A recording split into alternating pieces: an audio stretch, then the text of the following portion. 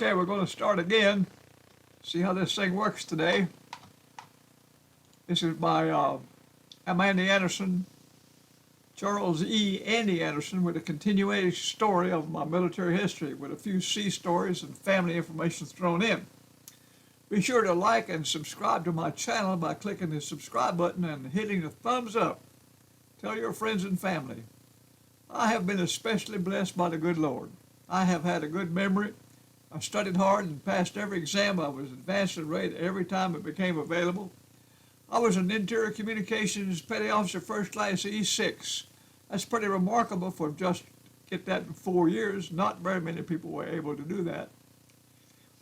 I completed the ICB school, and in 1960 I was assigned to the Naval Radio Station, Communication Station in Cheltham, Maryland, 11 miles outside of D.C. I was a landline technician. That meant we installed equipment connecting phone lines to various systems for naval communication. An interesting feature that we had was Building 84, which was completed in 1957 to house the Communication Moon Relay System, CMR. The system featured an 84-foot steerable parabolic antenna known as the Moon Dish. This antenna was removed in 1986. This was the world's natural satellite. We transmitted to the moon when Hawaii could see the moon, and Hawaii would transmit back to us on a similar system to DC. And this was all before satellites. We used the 60-word per minute teletype system to send a message through this system. Dixie was pregnant with David and stayed in Kentucky to have the baby. And on August the 26, 1960, David was born at the Fort Knox Hospital in Fort Knox, Kentucky. While waiting for Dixie and David to come to D.C., I stayed in the barracks at the Naval Radio Station. Now, this was an interesting barracks in that it was built originally for the waves, the women of our Navy, because they couldn't get appropriation to build a men's barracks.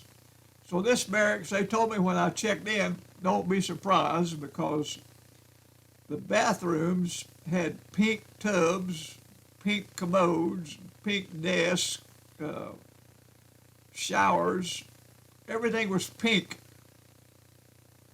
There were no urinals. But anyway,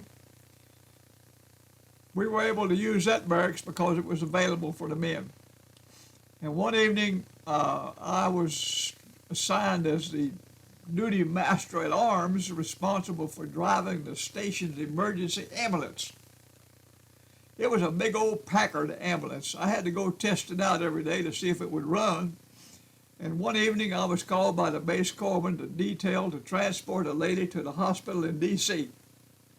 They loaded her in the ambulance, told me not to use the siren, only the flashing red light, as she was a heart patient.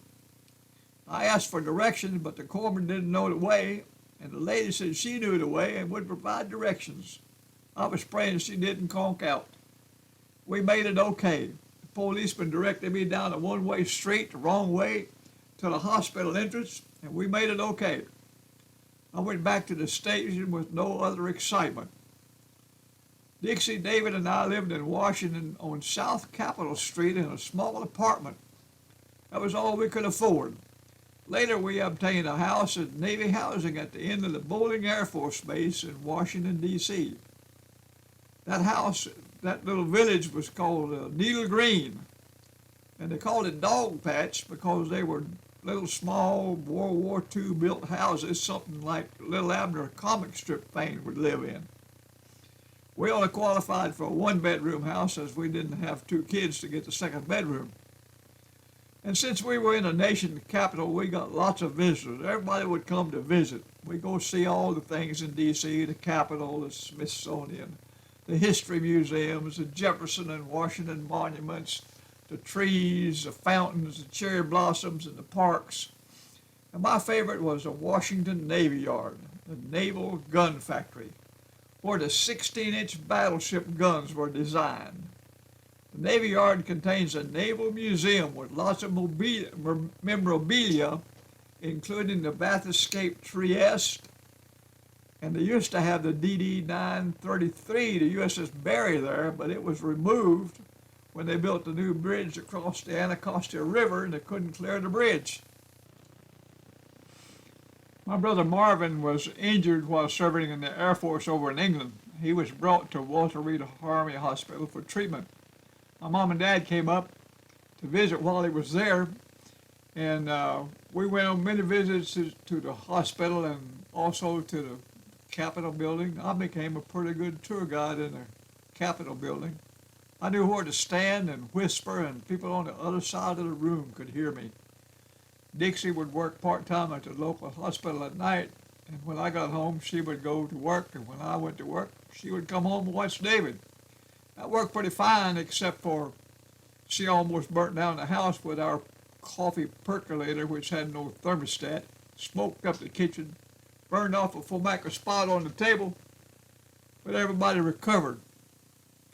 During our lunchtime at the Naval radio station, 4 of us IC electricians studied very hard every day, and when exam come time, we passed the Chief Petty Officer exam, all of us. There was a little investigation as to where we were sitting. They thought maybe we had cheated or something, but we didn't. Dixie had to work some more to pay off for that chief uniform, but we had a system. She worked nights, I worked days, therefore we didn't need a babysitter.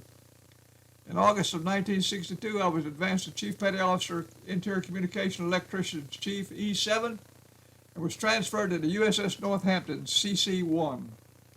On the way to the Northampton, I had a 2-week temporary duty station at the Quantico Marine Station there, and I was to attend the inter-service rifle matches. And I couldn't imagine why I was being sent to the inter-service rifle matches, since the only thing I'd ever fired was a .22. Well, I found out. I was in charge of 120 sailors that were detailed there to pull the targets up and down in the butts. My job was to verify any missed shots. Those shooters were so good, they could put a bullet through the same hole, but you could always tell there was this extra little round on the tear on the bullet there. You could always tell if a second bullet had went through there. So that was my job, was to verify them targets. I think I had more bullets fired over me than anybody except people in the war. Anyway, I want to thank you for listening to this. I want to ask the good Lord Jesus to bless you in a very special way. I want to ask him to protect you from the virus, protect your family, to bless you in a very special way. And I want to say goodbye for today. God bless. Hit the like button and subscribe to my channel and tell your friends about it. Thank you and God bless you.